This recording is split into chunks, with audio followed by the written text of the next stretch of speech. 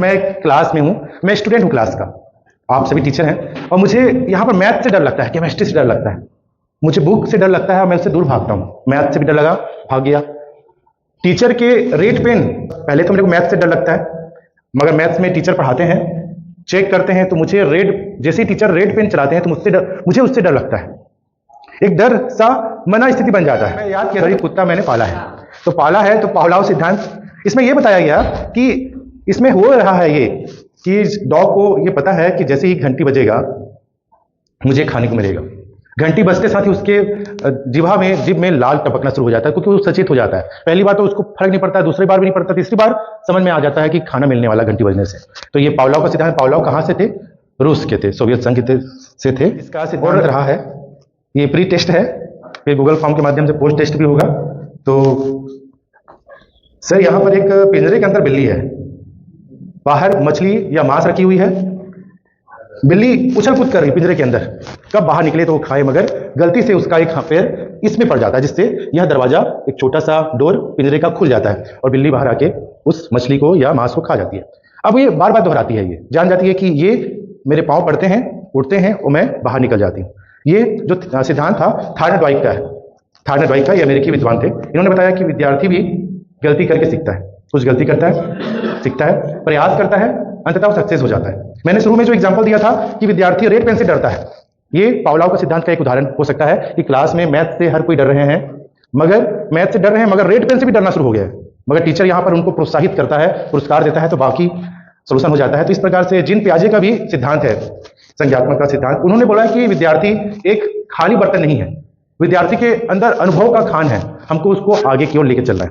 तो जीन पियाजे किस देश के थे मुझे याद नहीं हो रहा था ये, तो मैं बोला कि मैं स्विट्जरलैंड गया था, मुझे प्याज का सलाद बहुत पसंद है, तो मैं वहाँ प्याज खाया स्विट्जरलैंड में जाकर, ठंडा ठंडा। तो जीन पियाजे स्विट्जरलैंड के थे। पावलाव ने कुत्ते का एग्जाम्पल दिया, कुत्ता पाला जाता है। बच्चों को कुछ चीज़ों को ट्रिक करके आप पढ़ाएंगे जो उनके आसपास के उदाहरण से जुड़े हुए हैं, तो बच्चे को अच्छे समझ में आएगा। जैसे इस क्लासरूम में हम लोग आए होंगे, तो पहली सीढ़ी जैसे ही हमने तय किया और लास्ट सीढ़ी जो हमने तय किया, यहाँ हम लोग सृजन करने आए, कुछ चीज़ों को जानने आए, समझने आए।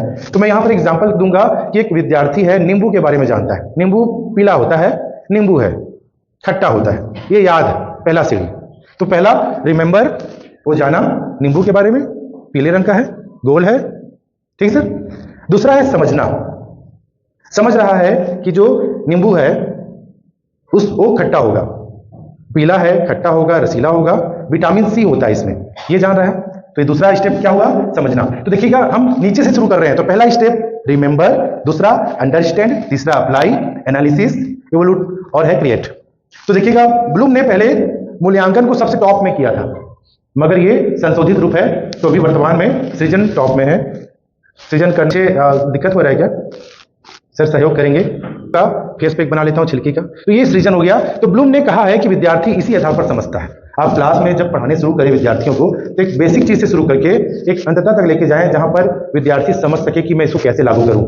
बच्चे समझ लिए, रट लिए, मगर उसको फॉलो नहीं कर पा रहे, बहुत दिक्कतें सामना हो रहा है। हाँ, एक वाक्य वाला भी है रहेगा, और उसमें आपको 15 बच्चों को हमको एकदम फैसिलिटेट कर दिया गया है कि क्या बोलते हैं, 15 नंबर भैया तू पा जा, बीच बीच से कहीं 2 नंबर का भी है, 3 नंबर का भी है, लेकिन ऑप्शन नहीं है। बोर्ड से एक क्वेश्चन आ गया, उसी एक क्वेश्चन को बच्चे को अटेम्प्ट करना है। 3 नंबर में भी एक क्वेश्चन आएगा, उसी को अटेम्प्ट करेगा, there will be no option. Programme coordinator वो बोल के गए कि दाल भात चुर गए हैं, तो भूखो लागत है आज, है ना? ठीक है, तो लंच के बाद ना अपन 1 घंटे बाद मिलते हैं, ठीक है? तो और कुछ 1 मिनट सर कंक्लूड कर दें, उसके बाद फिर लंच में चलेंगे। लंच के बाद गूगल फॉर्म कैसे भरें और कल जो हुआ था नोट फाइल में पढ़ेंगे, देखेंगे। तो अभी ग्रुप का सिद्धांत क्या बताना क्लियर हो गया? नहीं, एक बार और दिखा दीजिए, एक बार और दिखा दीजिए, है ना? एक बार और दिखा दीजिए। ब्लू टेक्सोनॉमी जाना बहुत जरूरी है, और